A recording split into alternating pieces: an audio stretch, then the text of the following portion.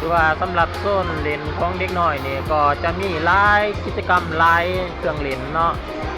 ตัวนี้ก็จะเป็นแบบล็อกเกอร์เล็กเกอร์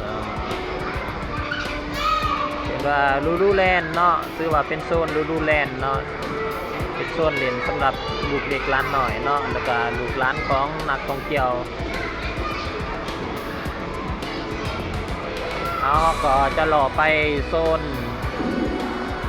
แฟชั่นเนาะเป็นเครื่องนุ่งห่มเสื้อผ้าแล้วก็ความงามต่างๆหรือว่าอยู่ที่ชั้น3เนาะเกินว่าโซนชั้น3ก็มีหลายอย่างที่น่าสนใจสินค้า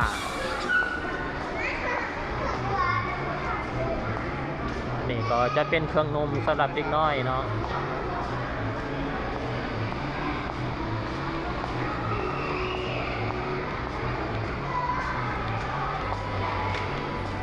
สภาพอากาศในมือนี้ก็ถือว่าดีหลายเนาะพ่อแม่พี่น้องอากาศสดชื่นเดือนหนึ่งแต่ว่าฝนตกมาหลายวันเฮ็ดให้อากาศบ่ร้อนเนาะ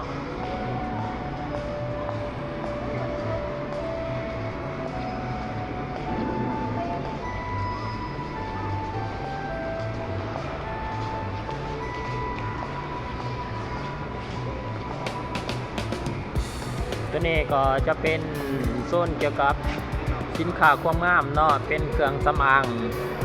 เอิ้นว่าเครื่องสำอางจากนำเข้าจากเกาหลีโดยเฉพาะเนาะเป็นเครื่องสำอางที่ได้รับความนิยมชมชอบจากเกาหลีโดยเฉพาะซึ่งก็มีหลายยี่ห้อหลายแบรนด์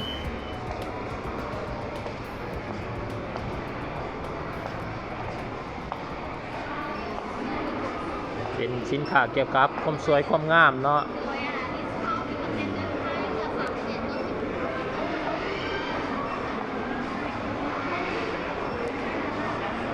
สามารถเลือกซื้อเลือกหาเนาะจะเป็นแบบสบู่เป็นแป้งหรือว่าเป็นครีมเป็นโลชั่นก็ถือว่ามีครบเนาะ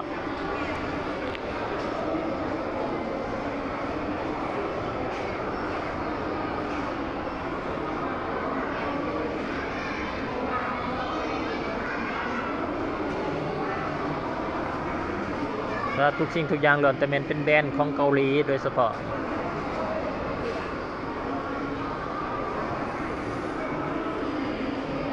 เขาก็จะไปอีกโซนเนาะเป็นโซนเกี่ยวกับความสนุกสนาน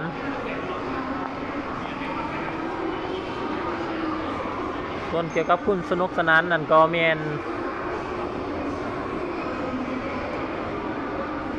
ีเดียอาร์ตเนาะ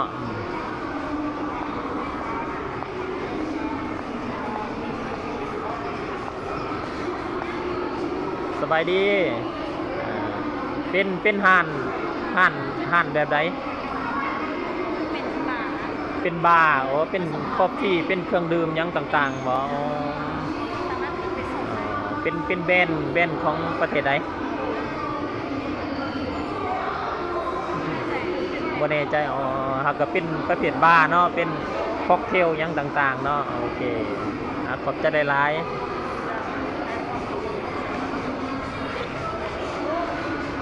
เนาะตัวนี้ก็เป็นโซนสนุกเนาะเป็นโซนสนุกโซนถ่ายรูปต่างๆ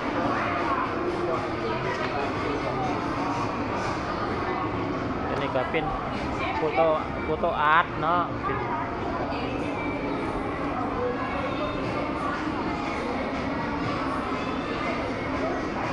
โฟโตอาร์ตเนาะศิลปะการเคลื่อนไหวเนาะเกินว่า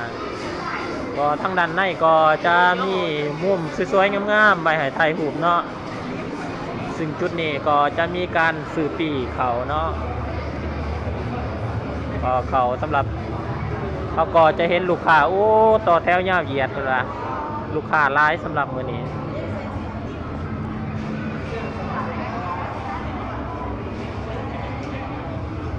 ลูกค้าหลายเนาะเพราะว่าทางด้านในมันก็จะมีมุมถ่ายรูปงามๆเนาะที่ว่าเป็นมิติใหม่เป็นประสบการณ์ใหม่ที่ว่าอยู่ในศูนย์การค้ากอกแห่งนี้เนาะทุกคนก็จะได้ถ่ายภาพงามๆอยู่ที่ด้านในเนาะแล้วก็จะเห็นลูกค้าหลาย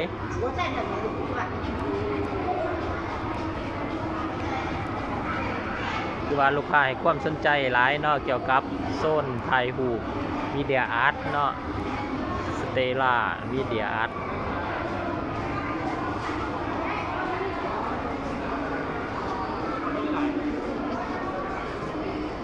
ก็ตัวนี้ก็จะเป็นโซนเครื่องนุ่งห่มเนาะเป็นเครื่องนุ่งห่มที่ว่าสไตล์เกาหลีเป็นแฟชั่นต่างๆเนาะเกี่ยวกับฤดูร้อนฤดูหนาวหรือว่าสินค้าที่ว่านำเข้าจากเกาหลีเนาะเป็นแบรนด์เกาหลีโดยเฉพาะมีหลากหลายแบบหลากหลายสไตล์ช่วงนี้ช่วงเปิดหันใหม่เพิ่นก็มีส่วนลดเนาะ50 60 70%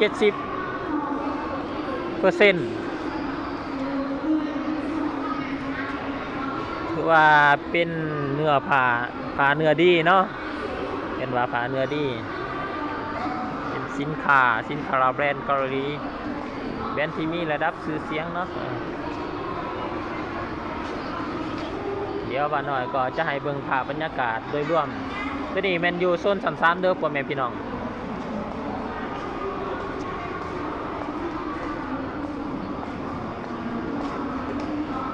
ตัวนี้ก็จะเป็นโซนเครื่องประดับเนาะเครื่องประดับคือว่ามีแต่ตัวสวยๆงามๆเครื่องประดับแต่ตัวสวยๆงามๆ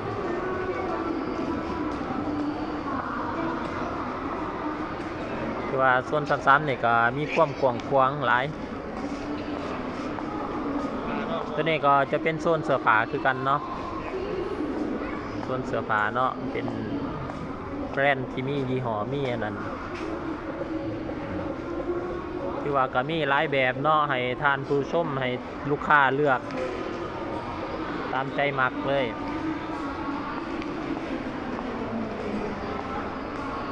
เดี๋ยวบาน้อยก็จะย่างไปโซนประเภทกระเป๋าเนาะโซนกระเป๋า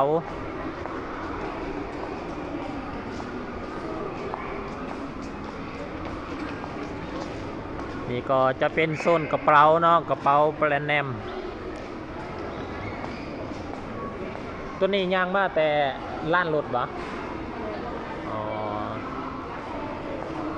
เป็นโซนกระเป๋าเนาะเป็นหันกระเป๋าที่แบบมีแบรนด์เนมสบายดี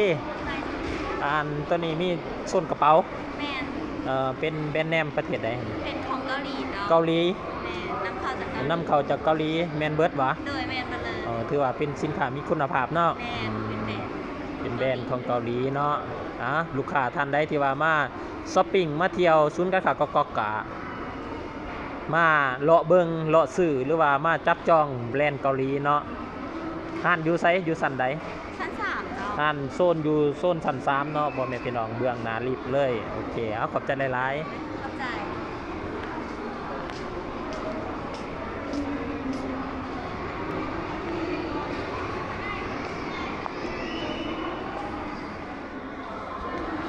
ตอนนี้เพิ่งก็เอา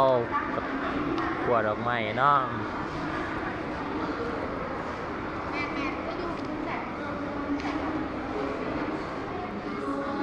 บ้านน้อยผ้าเบิ่งโซนชั้น3แหละเนาะเป็นโซนเครื่องสำอางแล้วก็แฟชั่นเสื้อผ้ากระเป๋าต่างๆเครื่องประดับต่างๆบ้านน้อยก็จะพาขึ้นไป โซนสันซีเนาะศูนย์การค้าแห่งนี้มีอยู่นำการหาสันเนาะสันที่หาเป็นประเภทของปลาซุ่มทีนี้ก็จะขึ้นไปโซนสันซีไปเบิงสวนดอกไม้เนาะ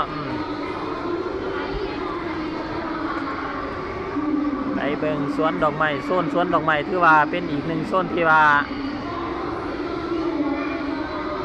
นักท่องเที่ยวนิยมกันมาถ่ายรูปเนาะเนื่องจากว่าการดีไซน์การตกแต่งจุดดังกล่าวเห็นเป็นสวนดอกไม้เนาะเป็นสวนดอกไม้เทียมแล้วก็มีดอกไม้หลายชนิดเนาะ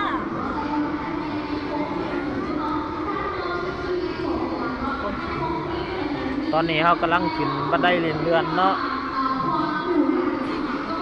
บันไดเลื่อนถือว่าเป็นบันไดเลื่อนที่ว่ายาวที่สุดในศูนย์การค้าแห่งนี้เนาะก็คือว่าเกือบ30 เมตรบันไดเลื่อนตัวนี้35 เมตรเวลาที่น้องขับขี่เขาอยากจะฟังเพลงม้วนหรือว่ากิจกรรมรวมผ่อนคลายอย่างคำสายตัวนี้ก็ เสื่อมต่อได้เลยห้องพัก โซนนี้ก็เป็นโคลาโทเปียเนาะถือว่าเป็นโซนที่ว่างจำหน่ายรถเนาะเป็นโซนรุ่มรถ ขับขี่รถขับรถและหน้าจอที่เป็นเรียกได้ว่าเครื่องเสียงที่มาพร้อมกับกลุ่มบริการและตรงนี้ยังมีเขาก็จะให้เห็นภาพบรรยากาศโดยทั่วไปเนาะคือว่าตอนนี้ลูกค้ากำลังทยอยมาเป็นจำนวนลงหลายเนาะเริ่มหนาขึ้นแล้วเนาะ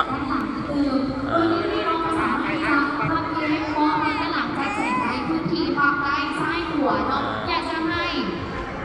จะมาพื้นที่ทางน้ำหนักพ่วงบอกเลยว่ากระซับเข้าเราสามารถออกได้ค่ะคือว่าโซนนี้ก็เป็นที่นิยมชมชอบเนาะเนื่องจากว่ามีจุดถ่ายรูปจำนวนหลายเนาะถือตกแต่งโดยดอกไม้เนาะสวนเทียมเป็นเอิ้นว่าสวนเทียมอันนี้เขาเล่าให้กับฟังมาสั้นๆในเมื่อก่อนปัญหาที่หลายๆคนเจอคือเวลาเดินทางไกลๆเองบางคนส่วนหลายก็จะเห็นโซนนี้ก็จะเป็นแบบครอบครัวเนาะพาลูกหลานมาถ่ายรูป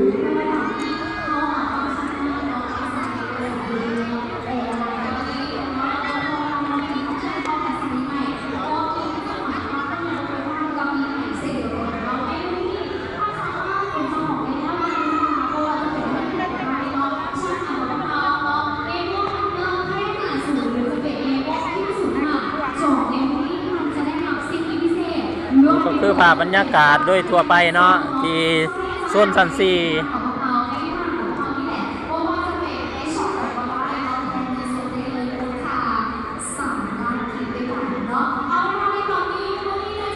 เดี๋ยวจะพาเลาะเบิ่งในหลายมุมเนาะ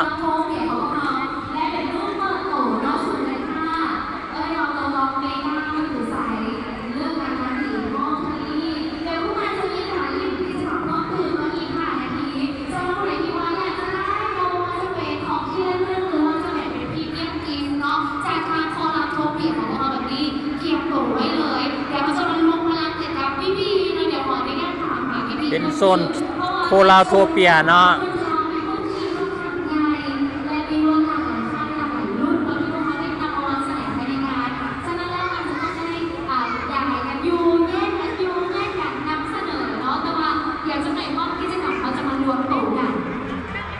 มาในตอนนี้เดี๋ยวทีมงานของเราเก็บตัวไว้เลยกิจกรรมที่พวกเราจะลิดในห้องนี้เขาจะจัดเป็นพรีเมียมทีมให้กับทุกท่านที่มาในงานของเราเนื่องจากมาเป็นการสนุกสนองเอาพวกแสดงความยินดีและได้มาส่งเพื่อนมาน้องโชว์รูมผลไม้โซนน้อยและทุกคนเป็นบริการดีเลยเพราะว่าจะเป็นโครงการที่อันนี้เป็นศูนย์การขายเนาะรวมทุกแบรนด์ทุกรุ่นที่อยู่ในเครือของโคลาโทเปียของพวกเขาก็จะอยู่ในการสร้างที่ซี